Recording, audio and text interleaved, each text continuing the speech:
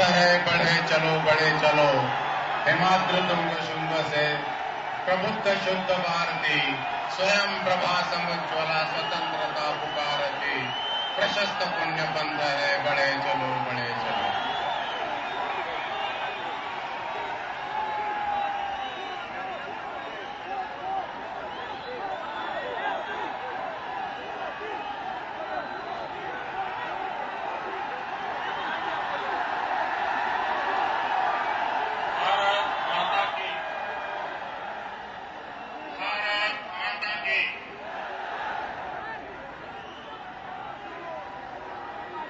मंच पर विराजमान हम सबके मार्गदर्शक श्रद्धेय अडवाणी जी, हमारे राष्ट्रीय अध्यक्ष आदरणीय राजनाथ सिंह जी, जिनके परिश्रम के कारण आज मध्य प्रदेश दसों दिशाओं में प्रगति कर रहा है, ऐसे भाई शिवराज जी, बहन सुषमा जी, अरुण जेटली जी,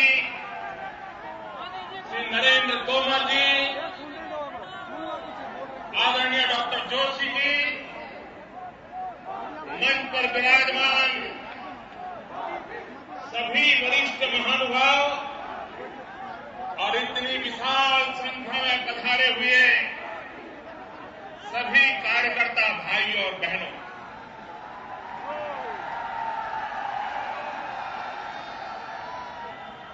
सार्वजनिक जीवन में सभाओं को संबोधित करने का अवसर बहुत बार मिलता है।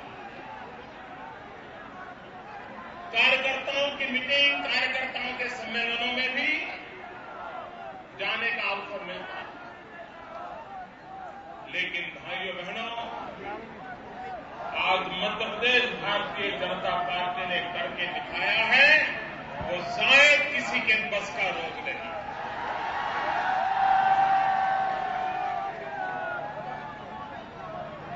मैं मध्य प्रदेश भारतीय जनता पार्टी के अध्यक्ष जी को,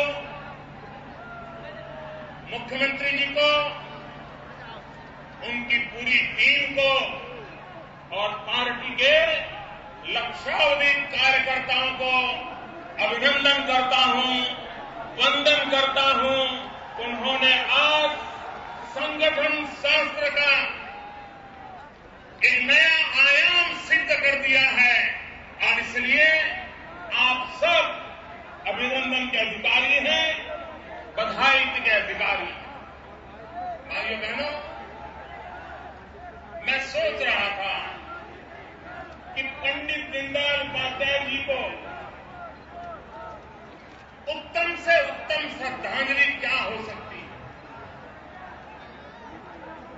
वो कौन सा तरीका हो सकता है जिस तरीके से हम पंडित दीनदयाल उपाध्याय जी को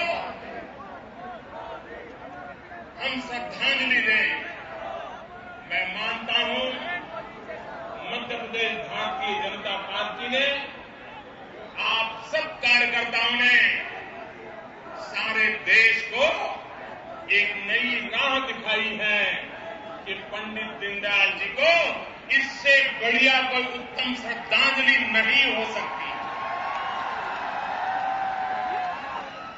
क्योंकि वो जीवन भर संगठन के विस्तार के लिए, कार्यकर्ता के विकास के लिए, पार्टी की प्रगति के लिए अपना पल पल इस संगठन को समर्पित किया। चरैवेति ये जिस महापुरुष ने जी करके सिखाया था और हिंदुस्तान के नक्शे, राजनीतिक नक्शे कदम पर जब हमारा नामो निशान नहीं था, उस समय हर कार्यकर्ता के दिल में आशा और विश्वास का संचार करने का पवित्र कार्य जिस महापुरुष ने किया था, उनकी आज जन्म जयंती पर इतना बड़ा समागम, मैं समझता हूं ये पंडित दीनदयाल जी को मध्य प्रदेश के द्वारा दी गई उत्तम से उत्तम श्रद्धांजलि है, और इसलिए मैं आपको भी वंदन करता हूं। भाइयों बहनों, मुझे पंडित दीनदयाल जी के दर्शन करने का सौभाग्य नहीं मिला, लेकिन कुशाभाव की उंगली पकड़ करके चलने का सौभाग्य मिला, और कुशाभाव को देख करके लगता था कि पंडित दीनदयाल जी की संगठन की कार्यशैली क्या होगी। पंडित दीनदयाल जी ने एक एक कार्यकर्ता को जोड़ करके इतना संगठन का बड़ा ताकत कैसे पैदा की हो। भारतीय जनसंघ के जन्मदाता डॉक्टर श्यामा प्रसाद मुखर्जी ने एक बार कहा था कि अगर मेरे पास 2 दीनदयाल हो तो मैं हिंदुस्तान की राजनीति का नक्शा पलट दूंगा।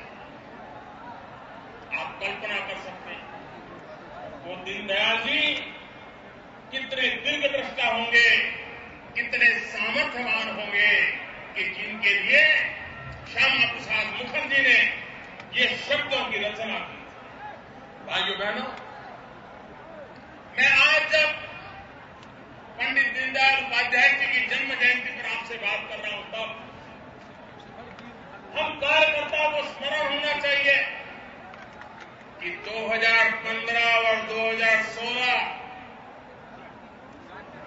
पंडित दीनदयाल उपाध्याय जी की शताब्दी का वर्ष है। हम आज संकल्प करें कि हम पंडित दीनदयाल उपाध्याय जी की शताब्दी किस प्रकार से मनाएंगे।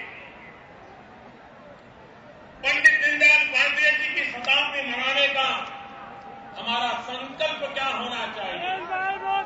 भारतीय जनता पार्टी के कार्यकर्ता के नाते मैं भी आप ही की तरह एक छोटा कार्यकर्ता हूं।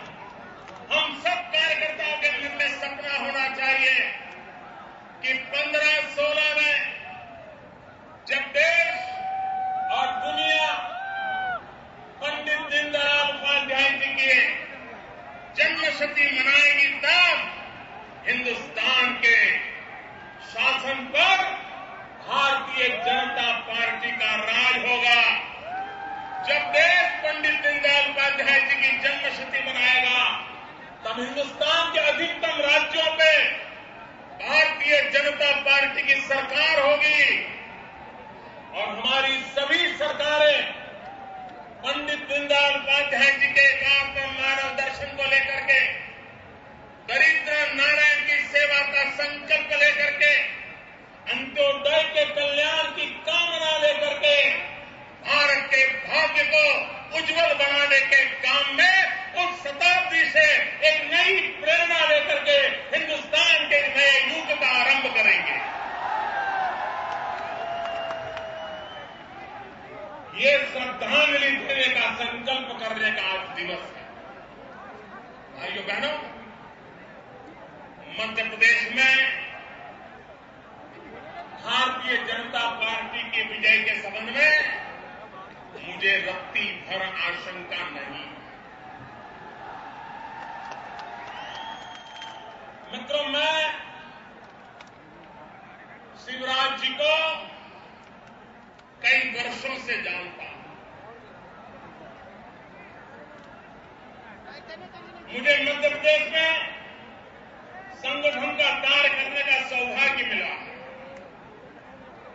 मध्य प्रदेश का कोई विधानसभा क्षेत्र ऐसा नहीं होगा जहां मुझे जाने का अवसर न मिला हो जब मैं संगठन का काम कर रहा हूं।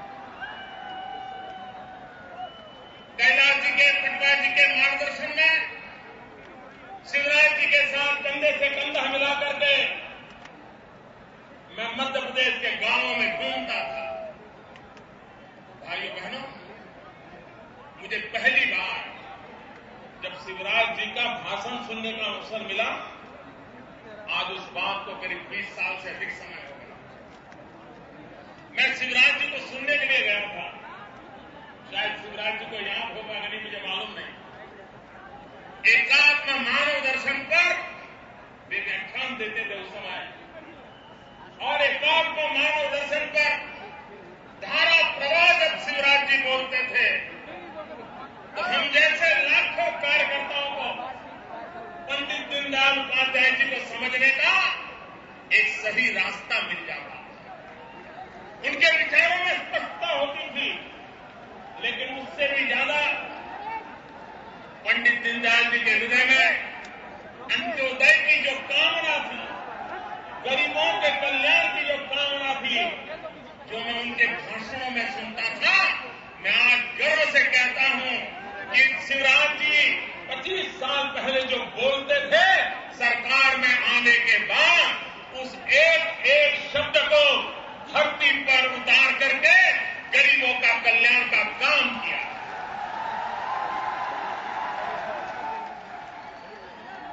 भाइयों बहनों, कांग्रेस पार्टी ने 60 साल तक इस देश में शासन किया, लेकिन पहले कभी कांग्रेस के किसी नेता के मुंह से दिल्ली में बैठी किसी सरकार के द्वारा इंक्लूसिव ग्रोथ, ये शब्द हमने कभी सुना नहीं। इन दिनों उनको उछल उछल करके इंक्लूसिव ग्रोथ ये शब्द प्रयोग करना पड़ रहा है। कांग्रेस को ये शब्द इसलिए स्वीकार करना पड़ा है कि जहां जहां भारतीय जनता पार्टी को जनता ने सेवा करने का अवसर दिया, भारतीय जनता पार्टी की सरकारों ने सर्वांगीण विकास पर बल दिया, इंक्लूसिव विकास पर बल दिया। गांव हो, गरीब हो, किसान हो, दलित हो, पीड़ित हो, शोषित हो, गरीब हो, अनपढ़ हो, पुरुष हो या महिला हो, बूढ़े हो या नौजवान हो, हरेक के कल्याण का काम इन सरकारों ने किया, और उसका परिणाम ये आया है कि आज दिल्ली की सल्तनत को आए दिन इंक्लूसिव ग्रोथ की बात करने के लिए मजबूर होना पड़ा है, और उसका अगर सबसे बड़ा श्रेय किसी को जाता है तो श्रीमान शिवराज जी को जाता है। भाइयों बहनों, आपको मालूम है आपातकाल में श्रीमती इंदिरा गांधी जी ने गरीबों के कल्याण के लिए एक 20 सूत्री कार्यक्रम बनाया, और भारत सरकार उसको मॉनिटर करती है। देश की हर सरकारें, राज्य सरकारें उसको इम्प्लीमेंट करती है, और हर 3 महीने उसका लेखा जोखा प्रकट किया जाता है। इंदिरा गांधी के जमाने से योजना शुरू हुई, मोरारजी भाई की सरकार बनी, उन्होंने उसको कंटिन्यू किया था, चालू रखा था। उसके बाद जितनी सरकारें आई, हर ने उस योजना को आगे बढ़ाया, किसी ने उस योजना को रोका नहीं। लेकिन पिछले 7-8 साल से इसका जब लेखा जोखा बाहर निकलता है, इस राज्य ने कैसा परफॉर्मेंस किया, इसका जब लेखा जोखा निकलता है, तो पिछले 7-8 साल से लगातार सबसे अच्छा काम करने वाले, गरीबों की भलाई के लिए 20 सूत्री कामों का सही ढंग से इम्प्लीमेंटेशन करने वाली सरकारों में पहले 5 जो सरकारों के नाम आए हैं, वो हमेशा या तो बीजेपी की सरकारें आई हैं, या तो एनडीए के साथी दलों की सरकारों ने गरीबों की भलाई का काम किया।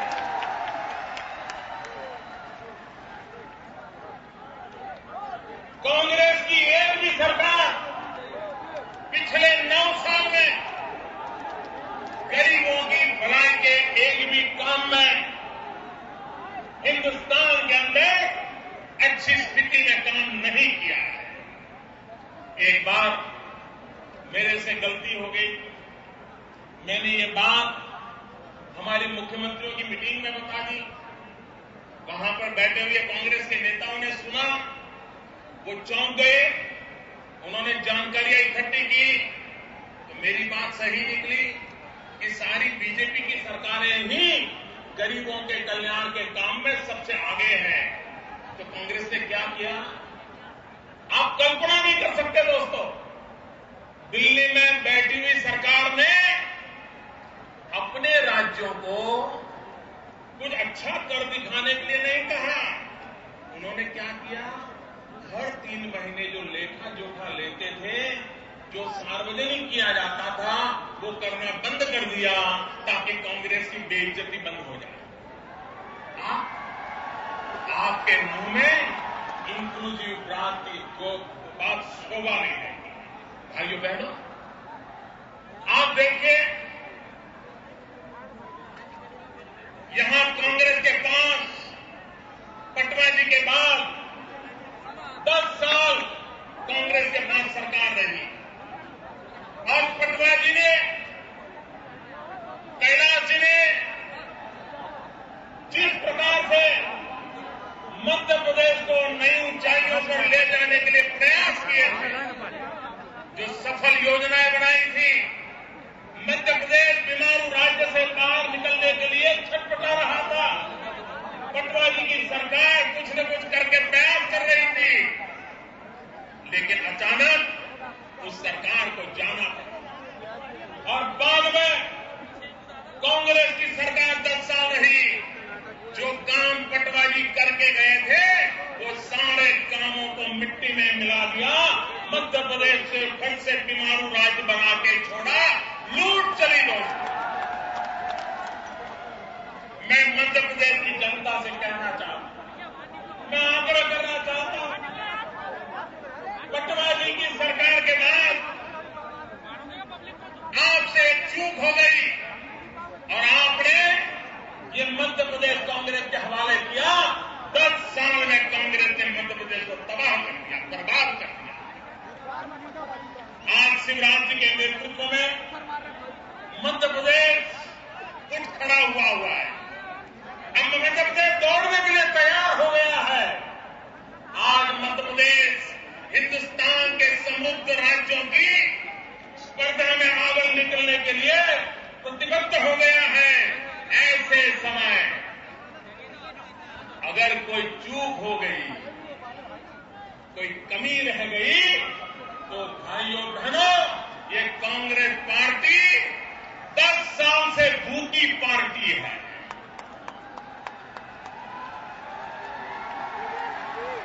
मध्य प्रदेश का हाल कैसा बेहाल कर देगी, इसका आप अंदाज कर सकते हैं। और इसलिए भाइयों बहनों, मध्य प्रदेश के एक एक कार्यकर्ता का दायित्व बनता है कि मध्य प्रदेश जिस तरह विकास की ऊंचाइयों को छूने जा रहा है, हम उसमें कोई रुकावट आने नहीं देंगे और मध्य प्रदेश को शिवराज जी तो पूरी ताकत से खींच रहे हैं, आगे बढ़ा रहे हैं। भारतीय जनता पार्टी का एक एक कार्यकर्ता विकास के फल गरीब के घर पहुंचाने के लिए एड़ी चोटी का जोर लगा रहा है। लेकिन मुसीबत ये है कि दिल्ली की सरकार शिवराज जी को चैन से बैठने नहीं देती। आए दिन अड़ंगे डालती। कोई अच्छी योजना लेकर के जाए, दिल्ली की सरकार उस योजना को न होने के लिए हर प्रकार के कारनामे करती है। भाइयों बहनों, दिल्ली में अटल जी अडवाणी जी की भी सरकार, लेकिन कभी हिंदुस्तान की किसी दल की सरकार ने अटल जी अडवाणी जी की सरकार के लिए शिकायत नहीं की। यहां बैठे हुए अनेक लोग दिल्ली में एनडीए की सरकार में मंत्री थे,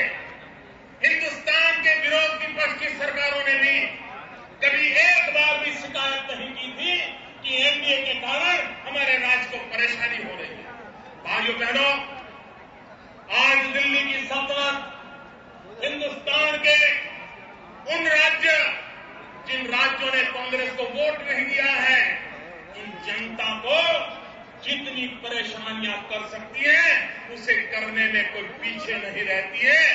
आज मध्य प्रदेश में अगर कोई कठिनाइयां है तो उस कठिनाइयों का कारण ये दिल्ली की सल्तनत है, उनके कारनामे। मैं उदाहरण देता हूं मित्र, जब कांग्रेस ने मध्य प्रदेश को बीमारू बनाया तब मध्य प्रदेश में 3000 मेगावाट बिजली का भी उत्पादन नहीं होता।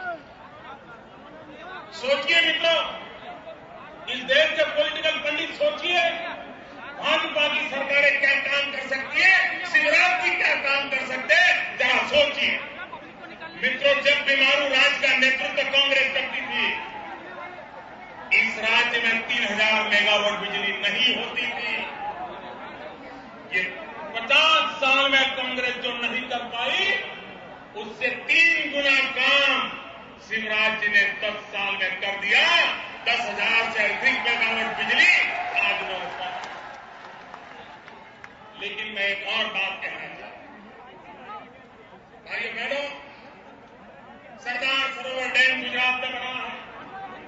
मां नर्मदा के पानी के भरोसे गुजरात जी रहा है, वो हमारा जीवन है, मध्य प्रदेश से आता है। और मध्य गुजरात में नर्मदा योजना तेज गति से आगे बढ़े, इसके लिए शिवराज जी ने जितनी मेहनत की, विस्थापितों को बचाने के लिए जो काम किया, वो अभूतपूर्व था। अगर कांग्रेस की सरकारों ने काम पहले किया होता तो आज वो सरदार सरोवर डैम का काम कब का पूरा हो गया, नहीं होने। लेकिन भाइयों बहनों, मुझे एक बात कहनी है, अब उस सरदार सरोवर डैम पर गेट लगाने बाकी है। अगर गेट लग जाते हैं तो जो बिजली का उत्पादन बढ़ेगा, उसमें से अकेले मध्य प्रदेश को, भाइयों बहनों जरा समझ के सुनिए, अगर गुजरात में सरदार सरोवर डैम पर गेट लग जाते हैं तो जो बिजली उत्पादन होगी उसमें से अकेले मध्य प्रदेश को 800 मेगावाट बिजली मुफ्त में मिलेगी। लेकिन चूंकि ये बिजली मध्य प्रदेश को मिलने वाली है, इसलिए दिल्ली में बैठी हुई सल्तनत वो गेट लगाने की परमिशन नहीं दे रही। मैं पूछना चाहता हूं दिल्ली की सल्तनत को, क्या मध्य प्रदेश की जनता ने आपको चुनाव में हरा दिया? इसकी सजा आप मध्य प्रदेश की जनता को दे रहे हो? अरे दिल्ली की सल्तनत में ताकत हो तो लड़ना है तो हम नेताओं से लड़े, हम कार्यकर्ताओं से लड़े, मध्य प्रदेश की जनता को दुखी न करें, उनके अधिकारों को छीन न ले। ग्रामीण सड़क का काम मध्य प्रदेश में हो नहीं रहा है, क्यों? दिल्ली की सरकार कांग्रेसी राज्यों को जितने पैसे देती है, उससे आधे पैसे भी भाजपा शासित राज्यों को देने को तैयार नहीं। क्यों? अगर सड़कें कोई अच्छी बन गई तो वाहवाही शिवराज जी की हो जाएगी, और इस डर से मध्य प्रदेश की जनता को पीड़ित करने का काम ये दिल्ली की कांग्रेस के नेता कर रहे हैं, कांग्रेस की सरकार कर रही है। गरीबों को इंदिरा आवास, क्या मध्य प्रदेश के गरीबों को आवास मिलना चाहिए? जरा मुझे पूरी ताकत से जवाब दो, क्या मध्य प्रदेश के गरीबों को आवास मिलना चाहिए? गरीब से गरीब को भी घर मिलना चाहिए। दिल्ली सरकार केरल के तो गरीबों को पैसा देने को तैयार है क्योंकि वहां कांग्रेस की सरकार है। मध्य प्रदेश की सरकार को पैसे देने को तैयार नहीं क्योंकि वो शिवराज जी की सरकार है, भाजपा की सरकार है। मैं दिल्ली के शहंशाह को पूछना चाहता हूं, अरे सरकार भाजपा की है लेकिन ये नागरिक तो हिंदुस्तान के हैं, ये गरीब भारत मां के बेटे हैं, उनका दुखी क्यों कर रहे हो? लेकिन भाइयों बहनों, कांग्रेस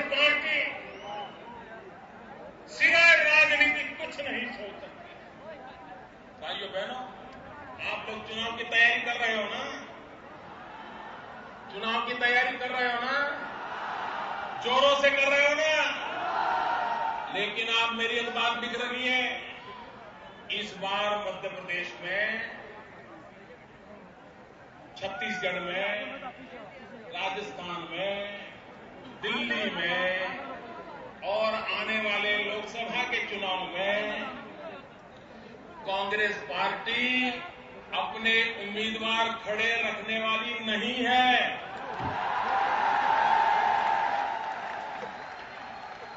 अगला चुनाव कांग्रेस नहीं लड़ेगी, अगला चुनाव सीबीआई लड़ने वाली है, सीबीआई। कांग्रेस में भाजपा से भिड़ने का दम नहीं रहा दोस्तों। उन्होंने सीबीआई को मैदान में उतारा है और कांग्रेस के नेता कान घूम करके सुन ले,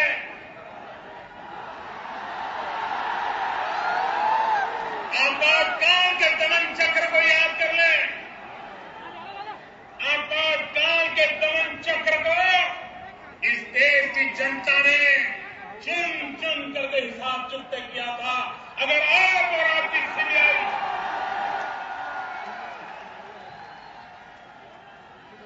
हिंदुस्तान के निर्दोषों पर जुल्म करने के लिए काम आने वाली है, तो कांग्रेस के तख्त पर बैठे हुए शहंशाह लिख करके रखे, हिंदुस्तान आपको माफ नहीं करेगा।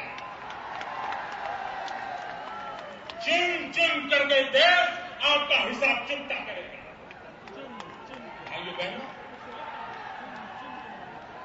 अभी शिवराज जी घोटालों का एबीसीडी सुना रहे हैं, ए टू जेड कैसे कैसे घोटाले हुए उसका नाम गिना रहे थे। लेकिन अगर आंकड़ों में ये कितने पैसे होते हैं, ये कितने रुपये हड़प कर दिए गए हैं, ये अगर हम भोपाल से लिखना शुरू करें, अगर हम भोपाल में एक लिखे और फिर जीरो करते करते करते आगे बढ़े तो दिल्ली जनपद तक आखिरी जीरो पहुंचेगा। इतने अरबों खरबों रुपयों का, इतने अरबों खरबों रुपयों का माल खा रहे हैं देश का। भाइयों बहनों, चुनाव पहले भी आए, जय पराजय पहले भी हुए, लेकिन मेरे कार्यकर्ता भाइयों बहनों, इस चुनाव में आपको तय करना है। आप तो गरीबी में पैदा हुए होंगे, आपको तो शिक्षा पाने में कठिनाई आई होगी, आपको बीमारी में दवाई प्राप्त करना कठिन हुआ होगा, लेकिन क्या आप अपने संतानों को गरीबी में रहने के लिए मजबूर करना चाहते हो? क्या आप अपने बच्चों को अशिक्षित रहने के लिए मजबूर करना चाहते हो? क्या आप अपने बच्चों को बीमारी में दवाई न मिले ऐसा चाहते हो? क्या आप चाहते हो कि गरीब को घर न मिले? अगर आप ये नहीं चाहते हो तो चुनाव में मतदान इंसानी कठिनाइयों से मुक्ति के लिए मतदान करना, आपकी भलाई के लिए मतदान करना। भाइयों बहनों,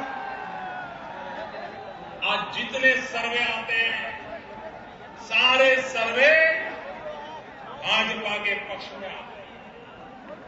आज जितने सर्वे आते हैं, शिवराज जी की वाहवाही हो रही है, रमन सिंह जी की वाहवाही हो रही है, वसुंधरा जी की वाहवाही हो रही है, हमारे एक एक राज्य के नेताओं की वाहवाही हो रही है। चारों तरफ भाजपा का जयकारा चल रहा है। सब लोग कहते हैं इस बार तो भाजपा की आंधी है।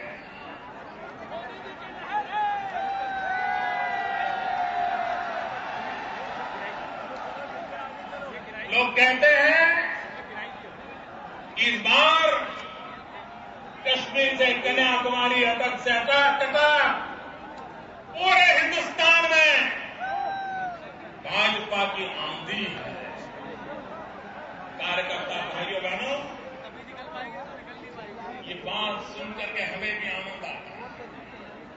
हम लोग भी गली मोहल्ले में, गांव में गरीब के घर जाते हैं और भाजपा की वाहवाही सुनते हैं, हमारा भी सीना चौड़ा हो जाता है। लेकिन भाइयों बहनों, आज यहां बूथ के कार्यकर्ता आए हैं और मैं संगठन से जुड़ा हुआ कार्यकर्ता हूं, इसलिए मैं कुछ संगठन की बातें भी सार्वजनिक रूप से आपसे करना चाहता हूं। आप मुझे कहिए भाइयों, आंधी कितनी ही तेज क्यों न हो, 150 किलोमीटर की स्पीड से आंधी चल रही हो, 200 किलोमीटर की स्पीड से आंधी चल रही हो, और अगर आप चौराहे पर खड़े रह करके साइकिल का ट्यूब लेके खड़े हो जाएं, 200 की स्पीड से भी आंधी चलती होगी तो भी साइकिल की ट्यूब में हवा भरेगी? हवा भरेगी? 200 की स्पीड से हवा चल रही है, लेकिन साइकिल की ट्यूब लेके खड़े हो जाएं तो हवा भरेगी? हवा भरने के लिए पंप लगता है कि नहीं लगता है? भाइयों बहनों, पोलिंग बूथ में भारतीय जनता पार्टी के हर कार्यकर्ता ने इस आंधी को मतपेटी तक ले जाना, ये सबसे प्रमुख काम। मतपेटी भरेगी कार्यकर्ताओं के पुरुषार्थ से, मतपेटी भरेगी कार्यकर्ताओं के संपर्क से, मतपेटी भरेगी कार्यकर्ताओं के प्रति सामान्य मानवीय के विश्वास से। और इसलिए इतनी बड़ी मात्रा में सारे बूथ के कार्यकर्ता जब लौट रहे हैं, भाइयों बहनों, इस देश में महात्मा गांधी की चर्चा सबने की। आए दिन महात्मा गांधी के नाम का चर्चा हर कोई करते हैं, लेकिन महात्मा गांधी का एक सपना अधूरा रह गया। महात्मा गांधी की इच्छा अभी उसे पूरा करना बाकी है। करेंगे भैया? 2 हाथ ऊपर करके पूरी ताकत से बताइए, क्या महात्मा गांधी की इच्छा पूरी करेंगे? महात्मा गांधी का सपना पूरा करेंगे? महात्मा गांधी की इच्छा परिपूर्ण करेंगे? आप मुझे पूछा तो नहीं उनकी क्या इच्छा थी, ऐसे ही हाँ कह दिया। भाइयों बहनों, महात्मा गांधी जी के जीवन के अंतकाल में इच्छा थी इस देश में से कांग्रेस को बिखेर दिया जाए। महात्मा गांधी की इच्छा थी हिंदुस्तान से कांग्रेस को खत्म कर दिया जाए, लेकिन कांग्रेस के लोगों ने महात्मा गांधी की इच्छा पूरी नहीं की। महात्मा गांधी की इच्छा पूरी करने का जिम्मा ये लाखों कार्यकर्ता हमारे सर पर है। करेंगे, करेंगे, करेंगे। और भाइयों बहनों, अगर महात्मा गांधी का सपना पूरा करने का मतलब होता है कांग्रेस मुक्त हिंदुस्तान, इस देश को कांग्रेस से मुक्त करना है, कांग्रेस के वर्क कल्चर से मुक्त करना है, कांग्रेस के कारनामों से मुक्त करना है, कांग्रेसी करप्शन से मुक्त करना है, भाई भतीजेवाद से मुक्त करना है, लोकतंत्र की सही रूप में प्रस्तावित करने के लिए महात्मा गांधी के सपनों को पूरा करने के लिए काम करना है। और अगर हिंदुस्तान को कांग्रेस से मुक्त बनाना है तो भाइयों बहनों, हमारा काम है हमारे पोलिंग बूथ को कांग्रेस मुक्त पोलिंग बूथ बनाएंगे। यहां 50,000 से अधिक पोलिंग बूथ के कार्यकर्ता मेरे सामने बैठे हैं। जहां जहां मेरी नजर पहुंच रही है, मुंड ही मुंड नजर आ रहे हैं, मुंड ही मुंड। भाइयों बहनों, यहां से संकल्प करिए, हम पूरे हमारे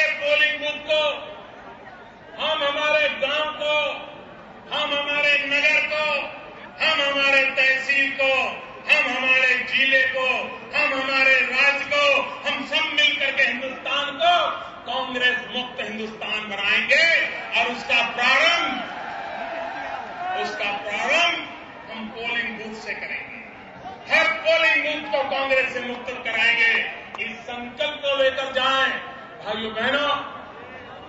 दो मुट्ठी बंद करके, हाथ ऊपर करके मैं एक नारा बुलवाता हूं, उसको आप जरूर बोले।